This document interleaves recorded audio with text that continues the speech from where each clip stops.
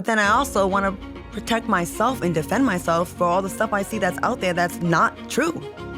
And if y'all really knew everything, y'all would totally be you would be like, I feel you, Claudia. And I don't get the grace a lot of people get. Like when I cry, it's like, oh, here she goes, she's being a victim. But I'm a real person that just wants the same consideration I give others. I just want like some kind of loyalty.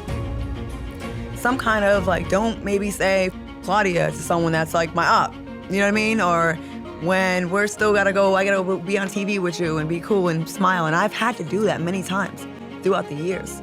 I just feel like I can get used for opportunities, and then my friendship part of me can be thrown away. But while you still benefit for what I can do for you, you know? Hey Raindrops, now before we get into this video, I want to talk to you about joining my community. Yes, my YouTube community of subscribers. So make sure you like and subscribe to this channel. It helps build the channel and build our community.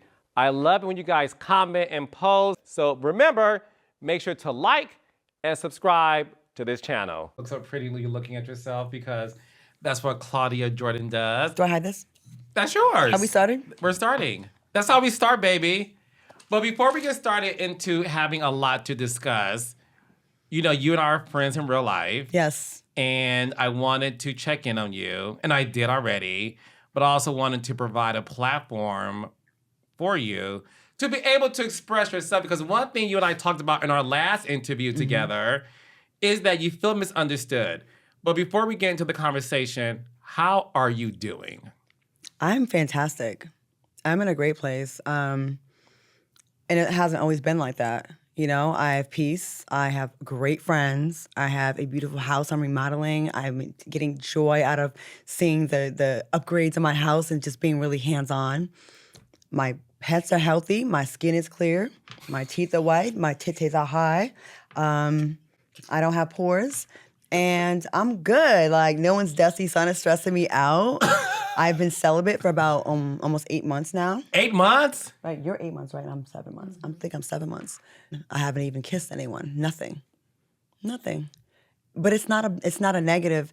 I think when people just perpetually in relationships, they break up with someone, they get with someone, you never really heal, and you never really address whatever issue you had, and you just replace the pain with a placeholder. And you're not going to be able to have a healthy relationship until you deal with whatever it was. And I'm just at this grown place in my life where, you know, my last breakup was pretty bad for me. I was very heartbroken and shocked, right? You guys were together for a while. I had another relationship after KJ that a lot of people didn't really know much about. So KJ and I broke up 2 years ago, like February of 2022. But before, like when we did couples retreat, we had talked about an ultimatum, about a date of like, if we're not moving forward in an engagement or a house together, that I said, I think you should find what you are missing. Because if it's not what I have, then you should find that. And I don't think he thought I was serious. But I was. I gave him a New Year's Eve date. And New Year's Eve, the clock struck 12 and nothing happened. And I just was in tears because I knew I had to stick to my word. He's the one that told me to give him an ultimatum. And I did. I waited a couple months, grace period. You know? And then I just made a move. I broke up. And then someone that I've known for years that was saying all the things that was missing from, you know, my relationship with KJ was saying, I want to get married. I've always thought of you as my wife. I want to build with you, house, this, jobs, businesses. And it was music to my ears. It's exactly what I wanted to hear. So we jumped in, like all in very quickly. He met my mother. He talked about my ring size. He asked my mother about it. We were talking about where to get married. He asked me where I wanted to get married. We talked about doing it on my 50th birthday. It was all these conversations. I didn't put this out there like that. And then some stuff happened with his life, career-wise, and I think it just changed his self-esteem. And at the time, I couldn't have been more booked and busy. And the contrast, I believe, affected things like, if one person in the relationship is like thriving and doing really well and the other person's not really feeling good about where they are, I think that's going to cause an issue. And the more successful person at the time is trying to help, it probably comes off as annoying. It probably comes off as, I don't need your help, especially with a man. I was going to say, especially with you being a woman. Yes. And I mean, I remember like some of the first things I started to get, like hosting reunions and these kind of things. He'd be really happy, he'd send me flowers. It'd be a big congratulations. Then the second thing, he'd be like, oh, congratulations. It wasn't flowers. Then it was congratulations. Then it was, we got to get you out there, Chitlin circuit. So it just went down and I was like, oh. And then I had to like check myself, like, how would I feel if I felt like I was in a free fall career-wise and my partner is just like thriving? I probably would be happy at first. I'm really understanding, but maybe I would be happy for them, but also it highlights where I'm not, you know? So we broke up and it was very hard because at this age, you know, the thought and the talks of marriage, it's like they say it's, you know, more likely you'll be struck by lightning than get married after 35. Like this society tends to throw women away after a certain age. We're deemed not, you know, marriage material or past our prime or whatever. And, you know, when someone comes saying these things, it makes you feel like, oh my God, it restores hope and romance and love and like, wow, you know? So I think when women break up with people after 40, 45, it's a lot more devastating because the dating pool is way more open to men with, you know, younger options. Mm-hmm. As for us, we look foolish when we date someone that's much younger than us, and we get criticized. So I really made a conscious decision. I said, I'm not going to take anyone seriously for 6 months. I know I jump in. I'm like, I believe in that Cinderella story. I'm very much a hopeless romantic, right? And after 6 months, I felt so good, and people were saying, what are you doing? Like, you're glowing. You look good. Are you in love? I go, actually, I'm not. I'm actually in a good place. I'm getting happiness from me, not from someone else. And I just extended that, just kept going. Did I fool around last year? A little fool-la-la here and there. Yes, I did. With like, did a little sign with someone I was familiar with, right? Uh-huh. But it wasn't like meaning. It wasn't like I was like my usual. I always think this is going to be my husband. I always jump in like that. I see that. I didn't take it for that. I took it for we're just having fun. And it was just like a healthy thing for me. And then I just stopped that because where's that going? You know what I mean? Mm-hmm. It's, as a woman, we can think we can play like the men, but we really can't long term. So I stopped that, and I've been celibate. It's funny because in our last conversation over the phone, I said to you, I'm like, you look really good. Are you in a relationship? You're like, why does people keep asking me that? You're like, no, my diet is this. I've been doing that, but no, you really do look amazing. And that's the reason why, listen, your life is really good right now. Mm-hmm. You're on a hit show, College Hill, on BET Plus, yes. Celebrity College Hill, mm-hmm. with Tamar Braxton, Saucy Santana, Nick Young, and like Black China, Carlos Miller, Black China, like all of these superstars. So how is that going for you? You're doing the press as we speak, but mm-hmm. also the show is out right now on BET Plus. Mm-hmm. Talk to me about that. It was an amazing experience. And Tracy Edmonds, shout out to her. She reached out to me, and that's my girl. And we want to do some work together. Like, I pitched a series to her that she liked, and I want to do some more stuff. I want to be behind the scenes. She's someone who I look up to. I want to be like. A beautiful woman that did not just lean on her looks for her career success and is a force. And I love that about her. It just shows me so much depth. She could have easily been someone's arm candy, and that's it. You know what I mean? Gorgeous. And the thing about Tracy Edmonds, besides being like drop dead gorgeous, she's so nice, mm-hmm. she's so sweet, and so smart. And she's also fun. We're going to dinner tonight, so. Okay, well, tell her I said hi. I will. We have great. Where y'all going? I may want to stop Crustaceans. by and say hi. We'll be there, Crustaceans. And I know this will already be aired by then. Well, I have an 8 p.m. reservation. Chancey, myself, Sean Robinson's coming. So it's going to be a nice little. Oh, it's cute. I'll text you. I promise. Come by. Yeah, I'll stop by. Yeah, swipe that Kingdom Ring card. The bill should be around 1,000. Nothing for you. Nothing to a boss. Everyone. You rich, Carlos. Anyway, it's not about me today. It is about you. It's about your credit card. I've never been a gold digger in my life. I want to know what it feels like to just use a man's credit card. Can I use your credit card? Why can't I have that? You know what's so funny? I'm at this place in my life where... here we go. He's spiritual now. No! Here we go. I've always been spiritual. Okay. Shut up. I really am in my daddy era. I may want to spoil some. Oh, well, I have daddy issues, so this is perfect. I mean, it's a match made in heaven, if you ask me. Every once in a while, I'm like, oh, this would be cute to little splurge. Yeah, there you go. A lot of people ask me about you, guys and girls. They do? They be like, Carl's been looking good lately, extra. You don't tell me that at all. Yeah, they're not people that are worthy. Okay. I'll screen. I will not send scrubs and bums and users your way. My girl. I don't do that. That's what people don't get about me. I'm big on character. My friend circle is so bomb, and anyone that comes on my trips that I do for my birthday or whatever, they all leave with the same experience. They go, I love your friends. Because they're not just there for surface reasons. There's girls, when I first moved to LA, I remember I was jogging, right, in this park, and this girl comes up to me, oh my God, we should hang out, you're so pretty. Bitch, I could be a serial killer. You only want to hang me because of my outside? And there's a lot of that out here. Well, it's in this business. It's also in Atlanta. It's in Miami. It's everywhere, right? But a lot here. And I've never been that way. Like, my friends, people think I just pick girls because of the way they look, like my friends. It just happened to happen that way. They're Mimi Faust, the one that's here today. Chancy, my friend Missy, my friend Aisha in Miami. Who else do I hang with? Annie Alonso, the actress. Annie's I just saw her gorgeous. movie. Great actress, too. No, she did this movie where she was an abused wife. And I was like, oh my God, look at Annie. Like, she was so good in the movie. She's the one that can just get up and go. Also, Chancy, they don't need any makeup. I do. They don't need any makeup.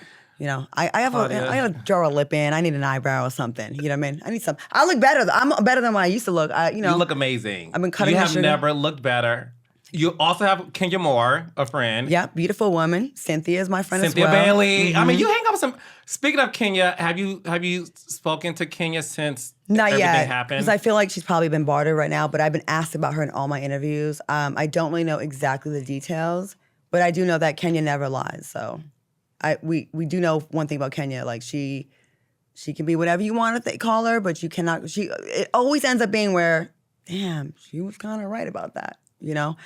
I don't like the inconsistencies with discipline, with some people get away with violent acts and some people get away with this, that, and the third, making accusations like that. You know, there's been a lot of scandal on the show over the years, but then, I don't know, I think this seems a little harsh compared to some of the slaps on the hands that other people have gotten on that show. Would you agree with that? Well, no, I've spoken to Kenya. I don't want to give anything away because she's released a statement, but she hasn't spoken, and I don't want to speak for her. It seems like there's more to it than we are hearing. Oh, for sure. And that's always the case.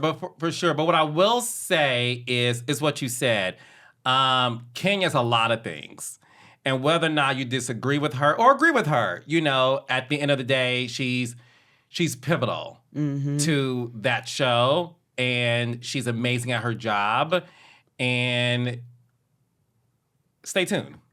Yeah, and it seems like when people have doubted her and criticized her about, like, being messy, I think people think when you're vocal about something that equals being messy. I'm so sick of, I think the word messy messy is so, that's one of the most overly used, misused words. It's overused.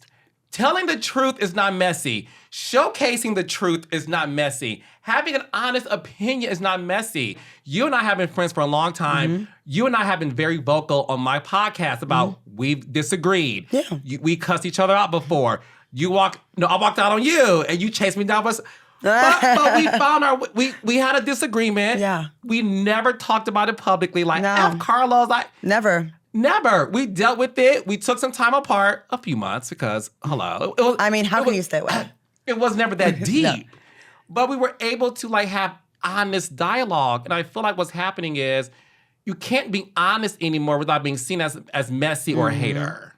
Well, people are not good at conflict resolution anymore. I mean, people that just can't take any adversity, anything that makes them uncomfortable. I'm triggered, I'm bullied, Like, how about, listen, there was a time where we were mad at each other at a restaurant. We had a conversation. You didn't like what I said about what I had to say about the show, and you didn't like what I had to say, and I didn't like that you didn't, agree with me.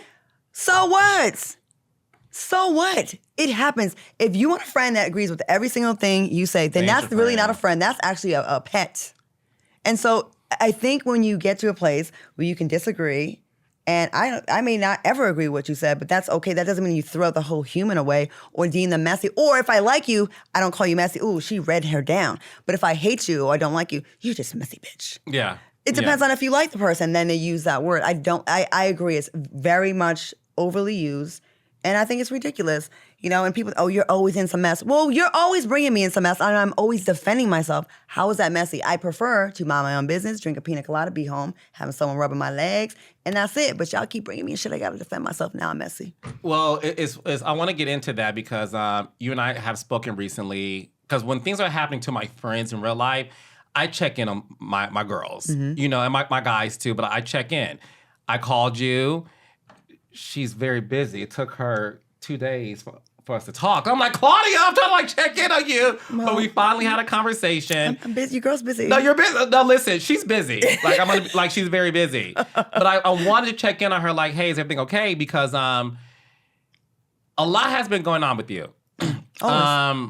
Listen, it's major news about what's going on with TeaGIF. Mm-hmm. And before we get into the minutia of everything, I first want to go back a little bit to the inception of the show, because I don't think people truly understand the vision that you had for the show that you created. Yeah. You created TeaGIF. I did. And talk to me about the reasons why you wanted to create a show that showcased you and your friends, who are these beautiful, amazing Black gay men, to be able to have a platform and talk about things that we all talk about in our regular lives, but you wanted to provide that to the screen.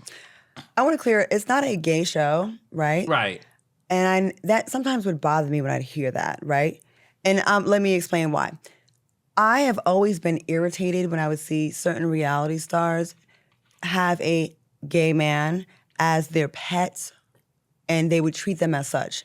I felt like not a lot, but some women were using gay men as an accessory. And that never sat right with me. And as you see, and all the shows I've done with you, I've never done that. I hadn't come with my gay that's supposed to just listen to everything I say, fawn over me, always, yes, and hype me up. That's not me. I never liked that. I always thought how demeaning that must feel for that person. I might make you feel good as the star that someone's catering to your every need and telling you what you want to hear and telling you how bad you are. But is that all the value you see in this person? When they disagree with you, do you throw them away? And I never liked when I saw that. So that was always in the back of my mind. So I was doing Out Loud with Claudia on Fox Soul, and that was 4 nights a week. And it was just hosted by me. And during the pandemic, things got a little mundane because you kind of run out of things. We can't do live in-person interviews. So we had a show with Vivica, Lisa Ray, and Selena as guests. It was just going to be a one-night thing, right? We're going to have cocktails with these ladies. And it went so well that I instantly called James Dubose after the show, and I said, I would love this to be a thing and replace Out Loud with Claudia Jordan on Mondays with this version of the show. And James said, you want to give up one of your nights and share with others? I said, yeah, I do. He goes, are you sure? I said, yeah. I said, I'm a team player, and I recognize the value in this. If it's a better show or it's entertaining, it was actually exciting for me because it gets boring just by yourself. Okay, tell me about your business, And I loved it. I'm a girl that was on a track team. I was on a relay team, All-American relay team. I'm a team player. I like that. And I said, no, if this is going to be a good show and bring numbers to the network, and I actually enjoyed it, I'm okay with sharing. And 3 more jobs for 3 other sisters out there. Not that they needed it, but easy money in your pocket through the pandemic. It was a reason for us to get dressed during depressing times. Every Monday night we would get made up, and it was almost a sense of normalcy, getting back out there. There was no red carpets. There was no premieres, none of that. When they agreed, I was like, yes, and it blew up the network. We went viral every single week, and I loved it. And it just got my wheels just, spinning I would love to do a male version of this. I didn't say I want to do a gay male version of this. I want to do a version of this. So, thinking about different talents, different people. Okay, nothing really got kicked off. I went to Cynthia Bailey's wedding. And I was going to ride to Cynthia's wedding with Gary with the T. So he picked me up in his beautiful car. And Al Reynolds was in the lobby, and he didn't have a ride or whatever. And so I said, you want to ride with us? And he did. And the ride we're in a beautiful car. I want to put his business on blast. No, I've been inside Gary with the tease card. Okay. He's got line. It's it's nice. It's like what the ballers have and the rappers have, okay? Like beautiful stars on the ceiling. It's beautiful. So on the way to the wedding, it was my ex-boyfriend KJ, me, Gary, and Al. And it was so fun. Like it was so random. I love random days. I like random groups of people being pushed together. I like things that are just like, I would have never thought of this group. Mm-hmm. So we take this expensive car through the drive-through of McDonald's because we're like, what if the food's whack at the wedding? What if there's no food? So we're getting like Happy Meals and stuff. Like we're getting like some bullshit ass food in this like $400,000 car. And I hit KJ, I was like, this is funny. Like this whole, like all of us together is hilarious. So we get to the wedding. I see Funky Dineva. Now, I wasn't close with him, like in passing, you know, he's done some commentary that has mentioned me before. We weren't friends or anything like that. But I saw him, and I love when he's in his Quentin Latham bag as opposed to the funky, like with the makeup. I liked him, the Quentin Latham version. I think he's very intelligent. Oh, so he's very smart. He really is. Mm-hmm. So when I saw him, I was like, a light bulb went off, like, those two, him.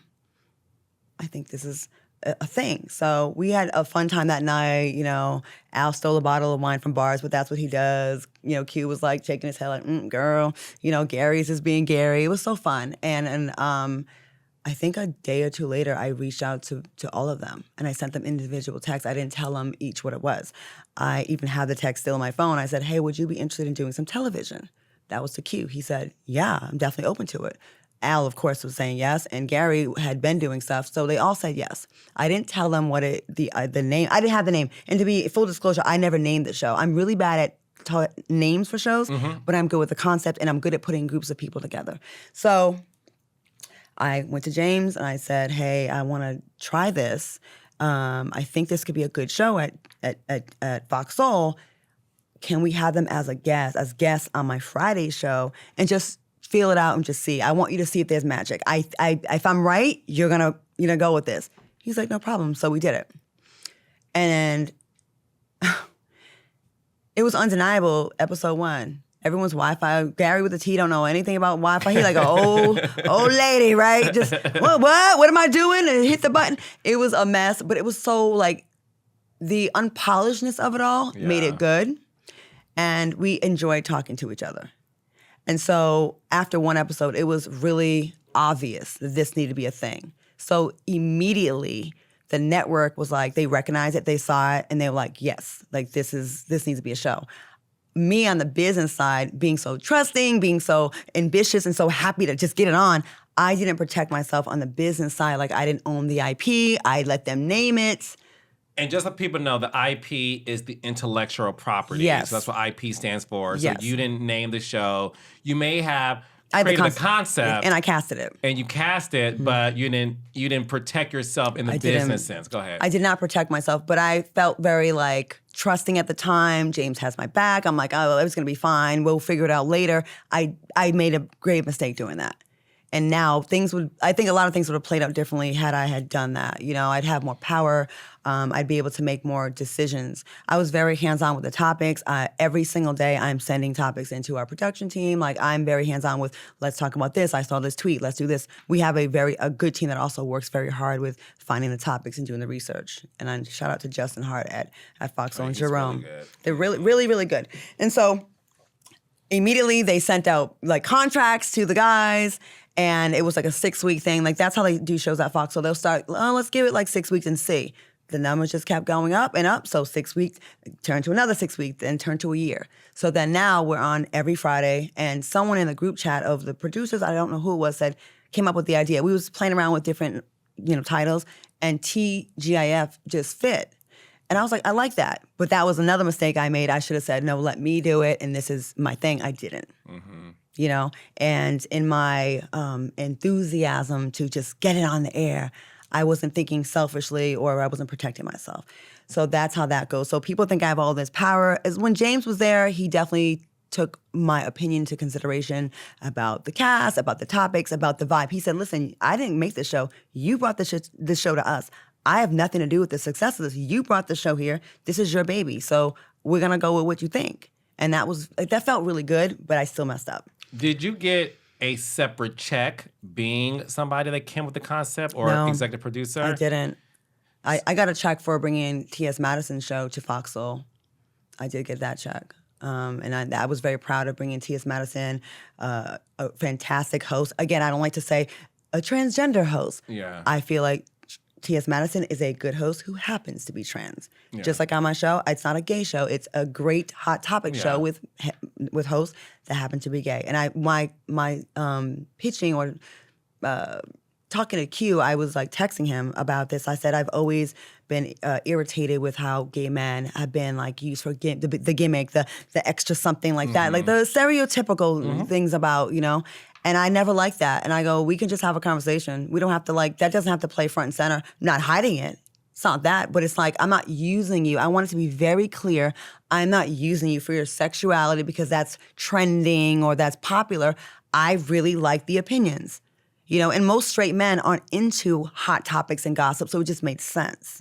You know, but it wasn't like we wasn't shoving it down your throat, pause, but, you know, to just make it about that. So it really worked well, and he was Q really appreciated that. And early on, there was some issues, you know, with Gary's job, and he wasn't able to continue working with the show for other reasons. I would have loved for him to continue, and he was very upset. He wanted to. He was basically heartbroken that he couldn't continue with us.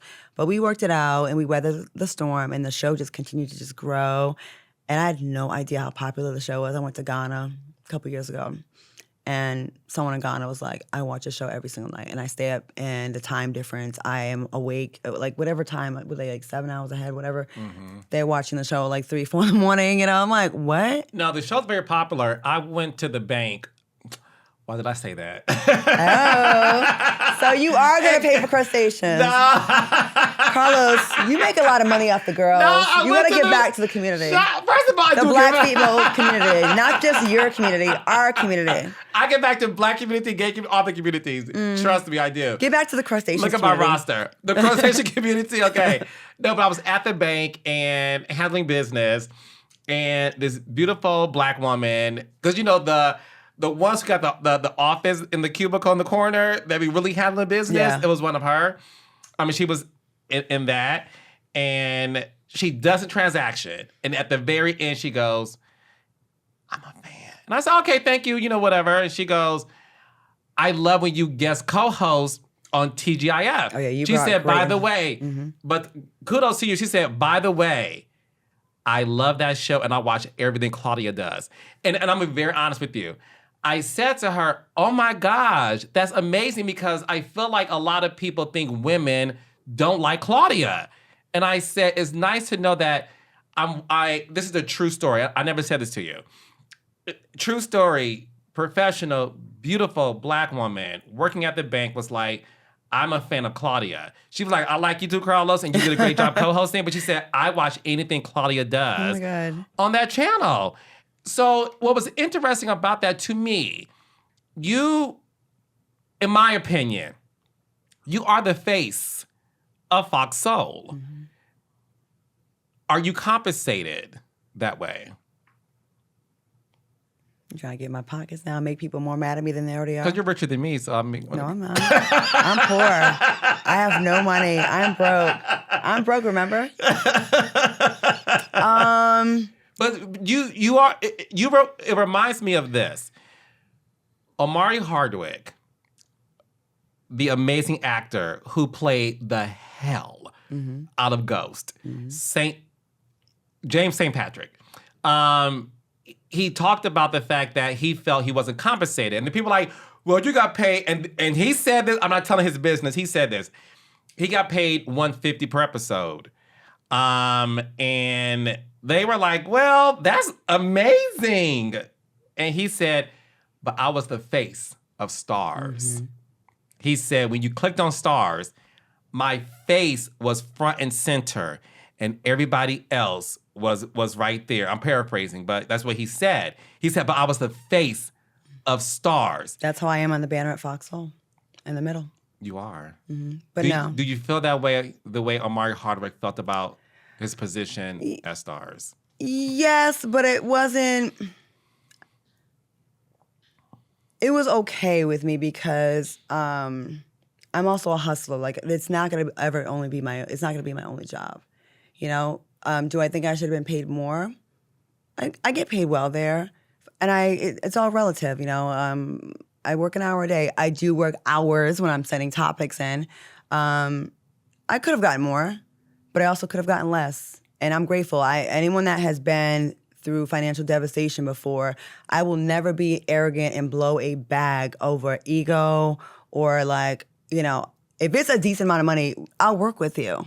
You know, I'm not going to blow up the spot because we're going to fight for another $50,000 or $100,000. I'm not going to do that when there's so many people that aren't really working. You know, should I have been paid more? Maybe, yeah, because I had the top 3 successful shows there. Well, 4 if you include Madison's show as well. Out Loud with Claudia Jordan. When we were in the studio, I know people talk about the numbers. If you go back and look at the early episodes of Out Loud with Claudia Jordan, when we were in the studio here on Pico, 400,000, 500,000, million views. We did get a lot of views. I don't know what the live numbers were, but people would go back and run those interviews back.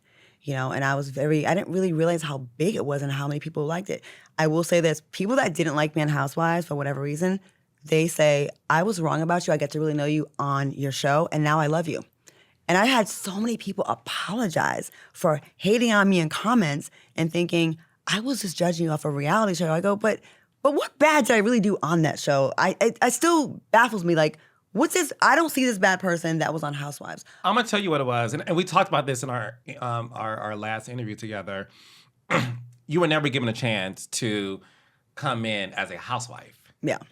You were you auditioned. Let's be clear. I was a friend. You weren't even a friend. You auditioned. You were a friend. You know, you were contracted to be a friend either. You were just, let's see how she does.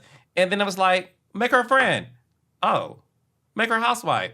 Oh, we wrap in a few weeks? You weren't set up properly. And that's the reason why I've always had your back publicly in interviews. Like, you guys are giving her a chance, but I also understand why you're not giving her a chance.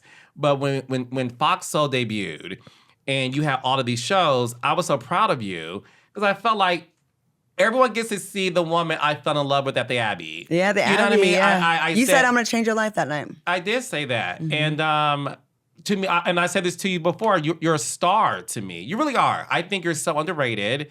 I think the sky's the limit for you, which is why when you were on these multiple shows on Fox Soul, I was beaming with pride. And every time you asked me, like, can you come on? I'm like, I would do anything for you.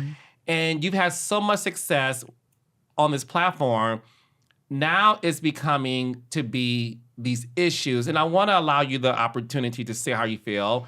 They're having conversations that, yes, Claudia Jordan, face of Fox Soul, arguably. When TeaGIF happened, it blew things out the wahoo. Yeah, it did. The chemistry between you, Alan, and Funky was undeniable. It was so fun. I sometimes watch clips and be like, damn, like I wish it was still like that. What happened? You know, I think I can only say what I think, you know. I honestly do think that the question you asked me about, was I compensated? I really do think that everyone thought that I made so much more money than them. And I think that may have been in the back of some people's minds, like, you know, although I think I should have, but I wasn't. We were making the same money. And I'm telling to you first, like, we made the same exact money. Funky has said publicly, and I'm only saying this because he said this publicly. Funky publicly has said that he made $250,000 a year. Was that the same amount that you were making? Yeah. And Al? Yeah. All 3 of us made the same amount of money. All 3 of you? I never fought to get more than them. I wanted us all to get good money. Like when we went from one day a week, when I was on more, I had Cocktails of Queens where we made more money in that episode. Per episode on Cocktails, it was more than. You got a separate check for Cocktails of Queens. Yeah, so I had Cocktails of Queens, and then I had one night of tea at first, right? And it was $1,000 for tea. And it was not $1,000 on Cocktails because we had stars on that show. No shade to Al and Funky, but, you know, it's Vivica Fox, it's Lisa Ray, it's Selena Johnson. These are accomplished women in the business and have hosted talk shows. It required a much higher rate. So that and tea, cool. Then tea went to 2 nights a week. So they went from $1,000 a week to $2,000 a week. They went from 4 to 8 a month. Then we went from that to 5 days a week. And they got rid of Cocktails. A lot of people blame me and thought I sold out Cocktails with Queens so I could be over here on tea. I was absolutely heartbroken when the network decided to cancel Cocktails with Queens. It was only a financial issue. It was nothing more than that. They got rid of a bunch of their shows, and that was an expensive show to produce. It was once a week, so you can get like 3 episodes of Tea, actually more. We have less people to pay. Queens was 4 people, and Tea was 3. And you can like get 5 days a week, and it was doing great numbers. They actually go back and forth. Like Tea and Cocktails were back and forth. Oh yeah, no, both popular shows. Right? So it was a money thing. Like all the streaming networks were starting to struggle. Was it Quibi? Yeah, Quibi. They had $2 billion behind them, their backing. We never even had $50 million, I don't think. I'm not really sure. I don't want to put the Fox numbers out there, but they had $2 billion and they failed within 6 months. The fact that we had the little engine that was going for years and still going was admirable. But at some point, Fox, they got to recoup their money that they put out there. So they had to make some painful cuts. And I know it was difficult. Like there was shows that were there from day one before I even got there. The Tammy Mack show. That was really hard for them to cut that show. And that was a good show. They loved Tammy. She's so good on the radio, her show. It was hard. They had to make those difficult decisions. And I felt like kind of like survivor's remorse. Like, damn, like all these people that I came in the game, like the network with, they're gone. And then I started seeing people online saying, she sold the girls out. I'm still cool with all those women. We love each other. We had such a bond that we will never like forget. Like that, those were amazing times.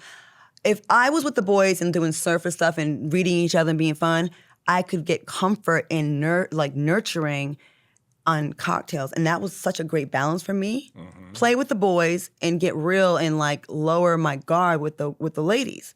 Like I can't expect like funky now if I have a vulnerable moment and say I was sexually abused. They're not gonna like, oh girl, they'd be like, suck it up, But with like Selena or Lisa Ray or Vivica, they would definitely, hold on, are you okay?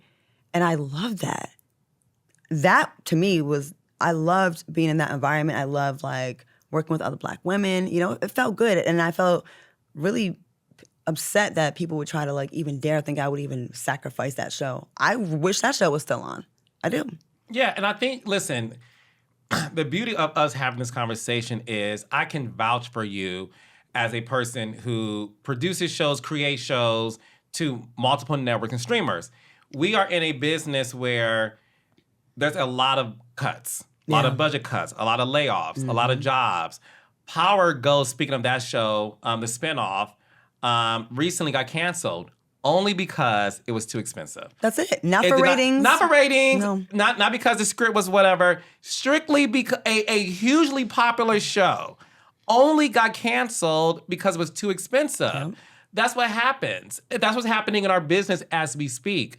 So I'm glad you're able to clear that up because Claudia Jordan, no shade to my girl, does not have the power to cancel. I don't own the network. Until I own the network, I don't have any say in that. I cannot dictate salaries. I cannot dictate firings. There was a time I could have had input on that, but I have none of that power now. Once James left, the landscape changed for me at Foxhole and the power there. I didn't have someone that was there, that had my back, no, you brought the show to us. We're going to respect that. It was more of a handshake deal. Mm-hmm. I don't have that now. So I have nothing to do with the hiring and firing now. Nothing to do with it at all. Then I got blamed when we replaced Spunky with, I can't believe you got this person. I'm like, why am I getting blamed for everything? Why does no one say, damn, I wish I was in Claudia's circle because Vivica, Selena, Lisa Ray, Al Reynolds, Funky Dineva, Armon, T.S. Madison, checks, 6-figure checks. And I don't need you to throw a parade for me. I don't need to be like, we're idolizing you. But damn it, stop blaming me for stuff I don't do. I don't own the network. I don't own the network. It's not Black owned. It's catering to a Black audience, but it's not Black owned. So James left to start his own network, and it's Black owned over there. And sometimes there'll be some problems getting sponsorship because the affiliation with Fox News. Sometimes people think that but there's different arms of Fox. Wendy Williams, there's a lot of shows, Black shows that were on Fox, and sometimes we get caught up in that. But it was a great opportunity. It is a great opportunity. I worked 4 years. I started right before the pandemic, where most people were losing their jobs. People ate during that time. And I'm very proud to have brought other people with me. And when I say that, I just can't stand that people want to look, you're throwing in people's faces. I'm not. I'm freaking proud of it. And I want to be in a position to give more jobs. I love that. I feel like that's like true advocacy of people when you can change their financial situations and put them in position or assist, where they can be seen and they can shine. So yeah, that happened. And I was like, it was bittersweet. Happy that T got 5 days a week. But I did think it might be a problem with like going from, it's a big commitment, even though it's 1 hour. But, if you're traveling, you can't travel because you got a show at 7 o'clock, you got to plug in your computer. But yeah, like the budget cuts did that, and when, I guess like I don't want to speak on like, I really want to keep things cool with, I don't want to reignite things with Funky and all that. No, and I don't want you to either because we're all friends. I'm friends with you and I'm friends with him. In his defense, he's never spoken badly about you to me. And in your defense, you never spoken badly about him to me either. We're all friends. I understand that things seem to be weird. Listen, he left the show on his own accord. He already talked about this. Left a beautiful message and said he loved us and said that he hoped that we could maybe one day do this again. And I was with it. But then all of a sudden, there was some chatter that happened, right?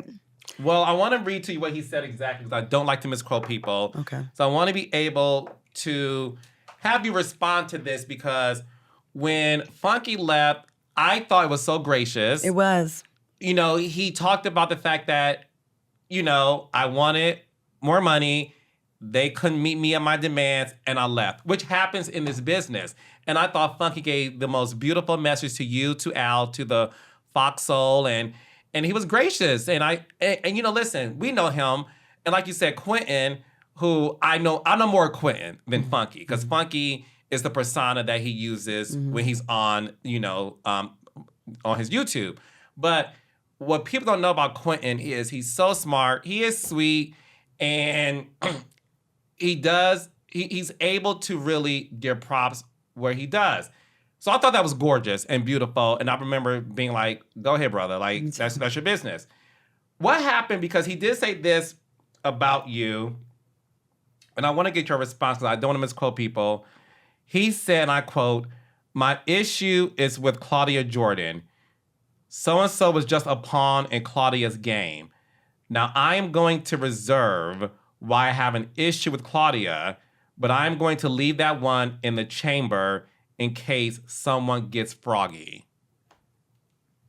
What did he mean by that? I'm not all the way sure, I have to assume. But so we were scrambling to get to fill the spot. Flame Monroe's name got brought up. I am cool with Flame Monroe, and I like Flame. Funky was told about it. I even have text messages in my phone too. And he said, I think he sent me a text when he found out about it, like, oh, whoever, in the group text, oh, whoever, that's a good idea. That's okay. Y'all did that. And I was like, okay. And he said it was a good idea, so he knew. But then it came off, I guess, the optics looked like it was shady because there was something with them before.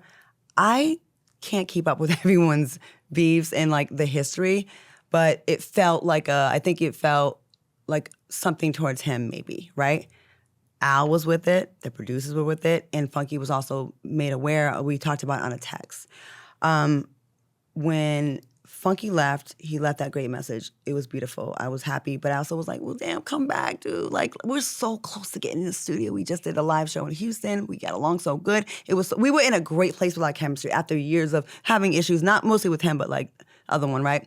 And then there was some chatter, like, Al would have a conversation with me and tell me what he thought about Funky's departure and some of the things that was said, and then I think he would have a different conversation when he went back to Funky. Because then one day Funky called me and he's like, well, let me tell you something. I got a screenshot from Al Reynolds and this is what, and I was like, whoa, wait, hold up. And things just weren't matching up. And I feel like this is gonna make it World War III again. But I just wanna say, I think that's where it got ugly for me. And like, I wish we would just all been on the phone at the same time. The telephone game is real. It's very easy for one little word can change the whole context of a conversation, I I was upset that I wasn't really told about what was happening because I felt like, damn, we talk about everything else. We're a team. Like, we were talking about we should be the natural replacement for Wendy Williams. And I really believe that in that Hot Topic space. So it was a lot of raw emotions from both of us. I did an interview. I was trying to keep it classy, but of course everyone wants to like dig and they want you to talk about this and say his name. And then it gets a little bit, left and it can be perceived as you being shady. I wasn't trying to, but and I believe like then he put his show on the same time as us. Did you feel when Funky left the show and had his YouTube show on the same time as TGIF time slot that was a slap in the face to you guys? Yeah. On one hand, I'm like, I get it, because you're kind of now trained for that time. Like, I get it. Like, that would be the time you want to go on, like, and keep it. But I also felt like, well, even if you don't like me anymore, like, you like Al still, right? And, like, it's competing with us. And I feel like sometimes the fans kind of get in the way. Maybe they don't mean to, but I think there was a lot of running back and forth. Like, some people would literally have both monitors, like both shows going at the same time, and they would like say, oh, she's over there talking shit about you. So then he would react in real time, and then he'd be like, bitch, and then I'd be like, wait, what? And it was so hard to not get caught up in that. And I actually wrote him a message. I'm gonna actually read it to you since we're doing this, right? Because I just want the truth to be out. And I just want to say this. We had magic, and I loved what we had. Even when we were mad at each other, we still had good shows.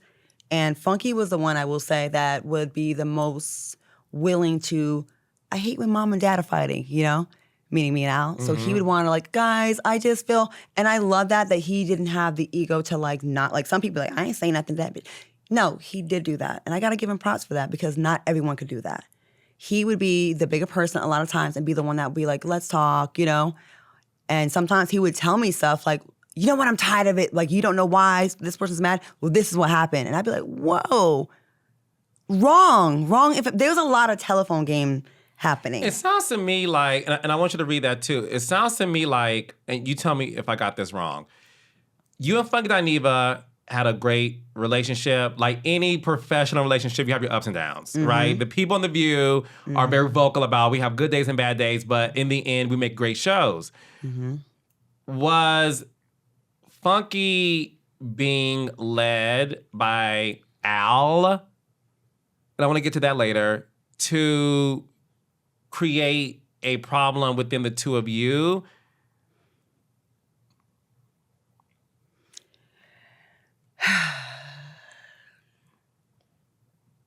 I don't really have proof. You don't have proof, but your instinct, because when he talks about a chamber, and I'm like, what did Claudia Jordan do to Funky for him to react that way? So for me, I mean, I got this beautiful message from him, and then it was like, I'm the enemy, So you don't even know where it comes from, meaning proof. And I know, I know the narrative after this is gonna be, she's always a victim and she never knows. No, there's a disconnect there, Here's a message I want to share. January 6th, FYI. Not January 6th, honey. When you guys' contract was up, I would be open to the three of us going somewhere that's going to actually pay us creating the podcast where we retain the money. And I was like, I thumbed up the comment. Like, who made that comment? Funky. Okay. And I'm like, good. That means the door is still open. It was a financial thing. That shows you that it wasn't a beef thing with us. That's a financial issue. He has every right to want more money. We all should have had raises. Now, let me tell you, they went from $1,000 a week to $2,000 a week to $5,000 a week. I'm sorry. Let me take that back. When it was 2 shows a week, there was like a little bump, like instead of $1,000, like $1,250. So it ended up being like an extra, the day rate was a little higher. Mm-hmm. But then when I went to 5 days a week, the day rate went back to $1,000, but you had more days. So technically, yeah, he's right. The day rate went down, but you got more money overall. You got paid $1,000 an episode per episode, so $5,000 a week essentially. Yeah, $1,000 an hour. And I will say I did see where he has been positive. I heard he said stuff about me, but I try to like not go look at it because I know I'm gonna react and it makes it worse. So I'm like, you know what? I'm just gonna not. So recently I saw Hollywood Unlocked posted like a birthday picture of me like in a bathing suit, and he put flames, and then people were like, oh, y'all cool? And he's like, I never, he was like, I just don't like messy stuff, but yeah, like I'm giving props what props is due. So I was like, that's good, that's positive. And then I went on his page, and he had posts up about what funny moments that I give that you think would be good for a reel. So I was like, that. to extend an olive branch also, I wanted him to see me showing love too, publicly. And I said, listen, any one of your days on TeaGIF would be perfect for a reel. You came with it every single time, and you're dope at what you do. And I hope we can like this doesn't cause more. You said nothing bad about him. I know, but every time I say nothing bad about someone, it still gets twisted. Well, I hope not, because that's not why you're here. You know what I mean? And that's why I had to say publicly, you two are my friends. And to y'all credit, y'all never say anything bad about each other. To me, I checked in on him, I check in on you, and it's never been anything shady or negative. I think what happens is this. I got caught up once and people commenting on my live YouTube, Dr. Simone called you a blogger. And I'm like, Right. Without really digesting it first, seeing it. She and I are great now, but I know what it's like to get caught up in stuff. Hey, listen, emotions were robbed, and I'm sure. I honestly think that he didn't want to go. I think it was like I felt like that was negotiation. Like, listen, I'm gonna go for it. Like, I'm leaving, and then you're gonna come after me. And I wish they would have. I wish we had the money to do that, because I think he was great. He was definitely the hot sauce in the recipe. He really was. You know, that chemistry is undeniable. It will never be replaced. We can do a different version of the show, but it's never gonna be the same as what we had. Like, the way he kept Al in check, like he could call him out on stuff, and Al wouldn't get sensitive with him, but he gets sensitive with everybody else. But he didn't get sensitive with Funky. Like, it was like they had this relationship that grew on the show. They didn't know each other before this, you know. And like the way, like sometimes I'd side with Al, sometimes I'd side with Funky, and sometimes like it would be different combinations of agreeing, and it worked. Now it's just more of a tit-for-tat. I'm mad at you, so I'm not going to agree with you, and it just got different now. It's not the same, you know. And you know, I look at clips sometimes and I'm like, damn, we really had something that there's no other show that has that kind of chemistry. And shows are not about the topics. We all get access to the same stories. They are about the chemistry amongst the hosts, and we can all do a story on Cardi B, okay? But how are we gonna digest it? It's gonna be different. And how we relate to each other. Oh, I know you always gonna say something good about her because you, whatever. Like, we had that thing going. We had a huge hit on it. We were at the beginning, I thought. I really felt like this could have been a show, syndicated television all day long. And I feel like we were really getting close. So it's unfortunate that his contract negotiation was up at that time. I didn't really know. I don't really get into everybody's business like that, because I feel like we just ran out of runway. 6 more months, who knows where we could have been. You know, and it just got ugly, and then people feel like they had to pick a team. It was like a divorce, you know? And then people got brought in. I didn't really have any power over that. I really didn't. I suggested people, but I didn't. Are you responsible for Armon being on the show? No. No. I'm not. You're not. And honestly, and I've had this conversation with him already, and we actually are in a good place now. I wasn't for it at first. I really wasn't. And Why I was, not? well, first, I feel like I wasn't told that, you know, it was like, this is your new host. I felt like the decision was made without my consideration. And I felt like, well, damn, I felt a little disrespected. Like, this is my baby, you know? Like, I shouldn't have a say. I feel like I know what I'm doing if I put together a hit show. And then I didn't really have I used to send him messages, like, on his commentary. I already had this conversation with him, so Armon, sorry I'm bringing this back up, but we had conversation. I said, I think you come a little hostile with Black women sometimes. Like, sometimes you come a little mean. And he's been a one-man show, so he's been able to do what he wants, and it doesn't affect anybody else. When I'm on this show, I get blamed for my co-host, if it's a man speaking on a woman, like, how can you let that happen? I don't have a bridle you know, I don't have a mouthpiece on these people. They are here on their free will. They say what they want to say. And sometimes I get held responsible if I don't always check someone. I don't want that kind of work environment where I have to always check. I want people to just be them, you know? But also there was some more conversations that were kind of keeping us from even speaking to each other. Like, you know, he didn't pick up the phone when I call him because Armon? he was told not to by someone. And While you guys were working or after the yeah, like I roast? was trying to call, no, way before the roast. Like, I would try to call him and be like, all right, that was a weird episode. Let me try to call him and figure this out. And he wouldn't pick up. So I'm like, how are we ever going to get a chemistry together? But later on, I found out that there was a reason he wasn't picking up. He was told not to by someone. And that just kept us at odds. And it made like the show like this. And it was them against, it was Alan and Armon kind of against me, it felt like. And it just didn't feel good. And all it took was a phone call where we finally got on the phone to talk and like, wait, I was told this. Well, I was told that. Oh, that's not true. Oh, that's not true either. And then once we figured it all out, and I can't really say that much about that because we're still trying to save this thing here. But, you know, people are smart. We actually started working on a relationship and we had much better on-camera chemistry. And like he just came to support a roast I was in. And he's like, I'm so glad we're in this place now because it was like uncomfortable. And it was uncomfortable for me too. And I want the show to be, at least appear to be three friends or three people that like talking to each other. And like, I can't wait to hear what you got to say. And friendly battle. Like TGIF was a place you can have debate. And we may disagree wholeheartedly and say some shady stuff, but then we can like, get it together and on to the next topic and laugh again. That's how it's supposed to feel. It's supposed to feel like that. It's not supposed to feel like too serious and uptight. And that's the magic of the show. So I'm trying my best like to like really cultivate and have a good relationship and chemistry with Armon. So at least, you know, I have that going. You know, we can like have some laughter, some fun, and some like little shady moments. And I told him, you can like make shady comments. I told him what my boundaries are about things that I don't like to be made fun of. And then, you know, and likewise with him, sensitive issues. And he gets it. And he's been great. He's good at what he does. He is very polarizing. Some people love him and hate him, but I'm like that too. So who am I to like say, oh, I can't have that? I have the same exact perception of me, you know? So yeah, we're just trying to like see what happens. We're on a hiatus now. Today was supposed to be our vacation starting today. It was already planned for months and to go back July 9th.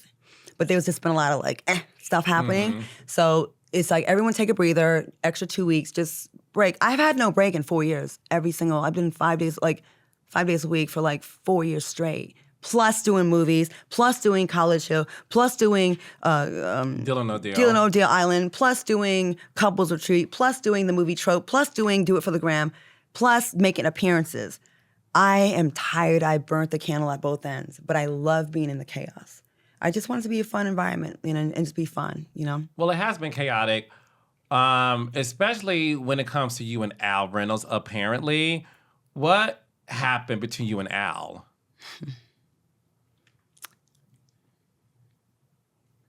I think he hates me. That's a strong statement. I do. Hates you? Mm-hmm. Why? I don't know. But it feels that way sometimes. And this is someone that, you know, we were friends, you know what I mean? And I know he always wanted to do this kind of stuff, and I have him on there, and it's like, I sometimes feel like no good deed goes unpunished. You know what I'm saying? I mean, you've probably been in a situation before, you're like, man, this would be great for you, and then there's a reason for someone to be mad at you. I don't know, there was a like build up over the years of little things. I'm a person that pays a lot of attention to character and things that you do. If your actions don't match your words, you know, I will make a note to self, you know? And just little things happen over the course of the last few years that have been hurtful. He knows. He apologized for one of the things before. But Did you find him talking about you behind your back? You did. And it was hurtful. Allegedly, some of the things that you may have been told Al said about you or shown receipts, you know, maybe that has happened too. You were hurt by it because you really thought and I see you tearing up too. You thought you two had a friendship, and again, stop me if I'm wrong. And by the way, she never told me any of this, so I'm not like trying to bait her. I don't know anything. It appears that you were informed that Al was allegedly talking about you, possibly may have been shown receipts that he was talking about you, and it hurt your feelings. I've never seen you tear up about anyone. Why are you tearing up about Al? What is it? The stuff that he said, or was it a betrayal to you? I'm sick of being the bad guy. For what? Like, why am I the bad guy in this situation? I've had to be the bigger person on several times about things, you know? And it's like, I'm just tired of being misunderstood. And I'm so conflicted. Like, I want to tell you everything with the dirty little details and what I saw, what I didn't, what I heard, and what I know. But then I know that's going to affect anything moving forward. So I'm kind of stuck in. Remember Superman when those 3 villains were in that glass thing and they were kind of moving around and they got cracked out and they were able to be free? I feel like I'm in that right now. I can't really tell you because I still have some hope to save my baby. And so I'm trying to protect. But then I also want to protect myself and defend myself for all the stuff I see that's out there that's not true. And if y'all really knew everything, y'all would totally be you would be like, I feel you, Claudia, you know? But like, again, I'll be deemed messy from this because someone's going to take 10 seconds of this interview and they're going to focus on that. They're not going to watch this part. So I really can't win. If this show goes away for real, I'll come back and tell you the part that I feel like you would be like, oh, okay, you know? But it's been hurtful. Like, if I know someone that's always want to do something and then I can help with that and it happens. And then that person like kind of resents you. You're like, what did I do wrong to you? Now, little things here and there. We've had a little on the show, of course. I'm used to that though. I work with comedians. We've talked big shit and then we like laugh about the shit later. But this is different. It's different. And I don't get the grace a lot of people get. Like when I cry, it's like, oh, here she goes. She's being a victim. Mulatto tears and all this other shit. Like no one has like empathy when I get like this. Like I see online, like some people will be like, oh, wow. But then others, like, I think people think I have my life so good that I don't deserve grace. Like, oh, you're good. You rich or you got this, you got that. Fuck your feelings, basically, what it feels like. But I'm a real person that just wants the same consideration I give others. I just want like some kind of loyalty. Some kind of like, don't maybe say fuck Claudia to someone that's like my op. You know what I mean? Or when we're still I gotta be on TV with you and be cool and smile. And I've had to do that many times throughout the years and just suck it up, you know? And there's never like I just feel like I can get used for opportunities and then like my friendship part of me can be thrown away, while you still benefit for what I can do for you, you know? And that's happened to me several times in my life where I'm good enough to like be a look for you, relationship-wise, or be intimate with, or get you to meet this producer or put you in position or help you sell. I've helped so many people, but then I feel like I'm worth to you what I can give you. But then where is the consideration for me as a human and as your friend or as a human? Like, I feel like I'm easily disposable to some people once they can get what they can get. And that fucking hurts. It hurts. Because people like you, we had our fight, and I could have been mad at you, but I'll never throw you away because in a time where I needed something and I wanted, you provided it. Just for that alone, I will never fuck you over. I will never say fuck Carlos King. I will never talk to someone that I know don't fuck with you and give him. I will never do that to you. Just because you helped my life in a time where I needed it and I wanted it. That shit fucking hurts, Carlos. Like I feel like I can like, people can be okay like losing me as a friend once they've already benefited. It almost feels like a one-night stand. Like, oh, well, I got what I got it, you know? And like, when do they fight for my friendship? When do they fight for like, man, this is some bullshit. I can't lose her in my life. Like this motherfucker, like, this person like looked out. That's all I want is like basic respect or like reciprocity. No one's blowing up my phone to give me $250 a year. No one's saying, hey, Claudia, I got this for you. Well, you do. But there's not a lot of that. There's not a lot of Carlos Kings out there, and James Dubose is out there, and John Johnson. Y'all are the 3 producers that really put me on and didn't have to, right? I'm making you cry. Yeah, only because it's very painful. It is. Like, I know how you feel. I have given so many people opportunities, and I feel like if one thing happens to where, okay, you feel some kind of way, I don't know how you feel, but instead of telling me how you feel, you run and tweet, I hate Carlos, or fuck him. You disrespect me in front of everybody. Yes. Instead of saying like, hey, I'm feeling this way. Can we talk about it? And 100% of the time it's always like, that's not even true. Yeah. But that's how you feel, so I respect it. But that's not the facts of what you're thinking. That's my life every single day. People are mad at me because, like you said earlier, they think I control the world. Mm-hmm. I'm responsible for like the final editing shows. I'm responsible for like casting, I don't have the final say in anything professionally. I don't. But they don't believe It's a business. No one believes me because I'm called messy. I'm gay. I'm black. Mm-hmm. And I'm all those things. And when it comes to you, listen, you're pretty. You have a smart ass mouth. You are such a funny, smart comedian. And people don't understand that you are somebody that isn't perfect, but you're somebody who I know really loves people and you love hard. And you have made mistakes, and I've made mistakes. But you don't throw people away. No. Yes, you make it cause saying shit about people. Listen, everybody in this world has once said something crazy about one another, but it doesn't define if you're presented with it like, okay, my bad, I thought that way. That's why I love that you and I had our issue. We never talked about it publicly. No. We dealt with it behind the scenes.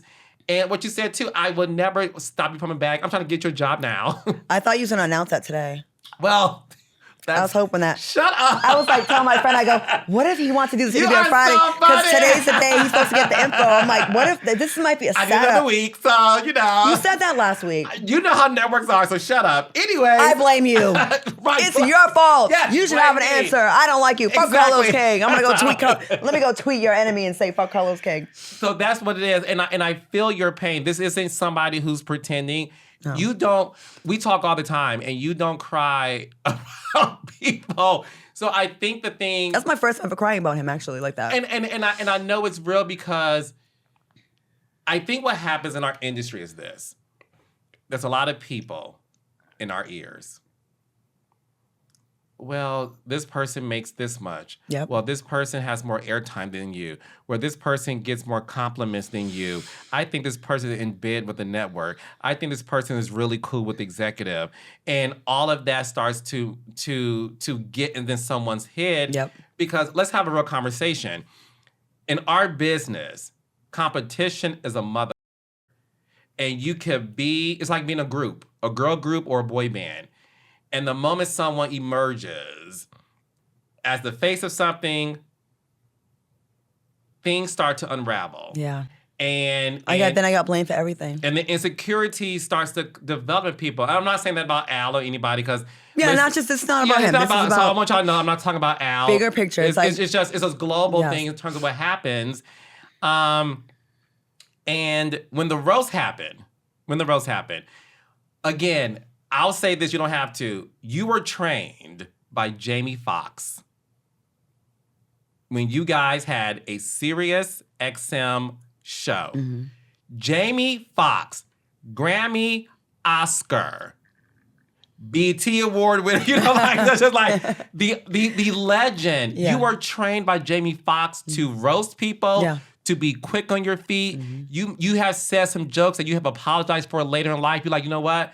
I got caught up in the lights, camera, action, in the moment, and Plus, I'm it sorry. was a different time then. And it was right. But you apologize for Yes. your wrongs. Yes. So I said that to say, when I saw the roast, okay, I got familiar with Armon courtesy of him being cast as a co-host on TeaGIF.